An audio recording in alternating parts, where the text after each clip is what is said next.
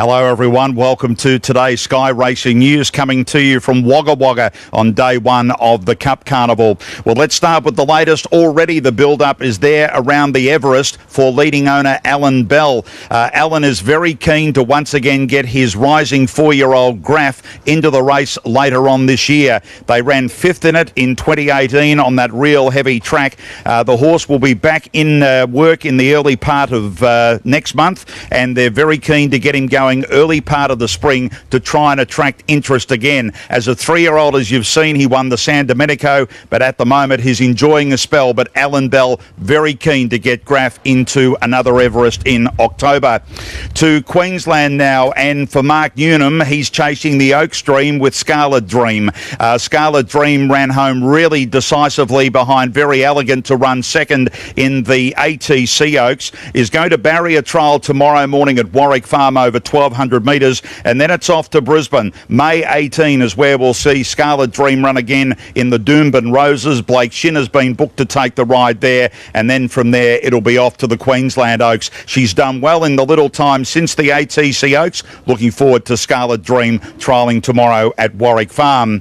Well, a long way from Australia is Houtzen for Toby Edmonds, but the horse is continuing to do well, heading towards Royal Ascot, and with that in mind, Trent Edmonds, who's looking after Houtzen in the UK, is planning to take the mare to Royal Ascot and give her a gallop up the straight course on Saturday week. Now, they feel that the mare will take great benefit out of doing this. We know how strong she is in races. She's one of 32 entries in the Golden Jubilee, along with Zusane for the Waller team, and of course Blue Point, the winner of the King's Stand for Charlie Appleby last year. But she's doing really well, Houtzen. Well, what's for her in that Royal Ascot gallop? Not this weekend, but the weekend after.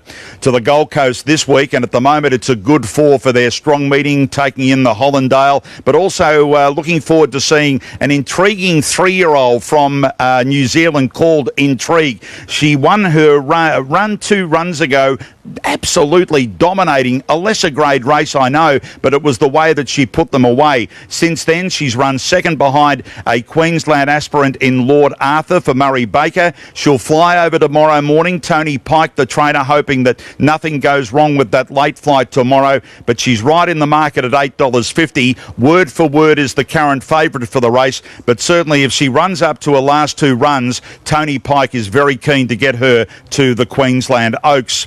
Well, it might be Town Plate Day here at Wagga today, but tomorrow the big one is the Wagga Wagga Gold Cup. At this stage, Emperor's Way, who's high up in the market, just be slightly cautious there. At this stage, Paul Snowden is saying that it's unlikely the horse will line up tomorrow, particularly if any rain comes later in the day. High Opinion at the moment, a $12 chance, had no luck at all at its last start in Brisbane, and Chris Lees is sending the horse down with high aspirations. That's tomorrow's Wagga Wagga Cup with Abdon the favourite. And one of our rare visitors, he's missing it on a rare occasion, is Jeff Penza.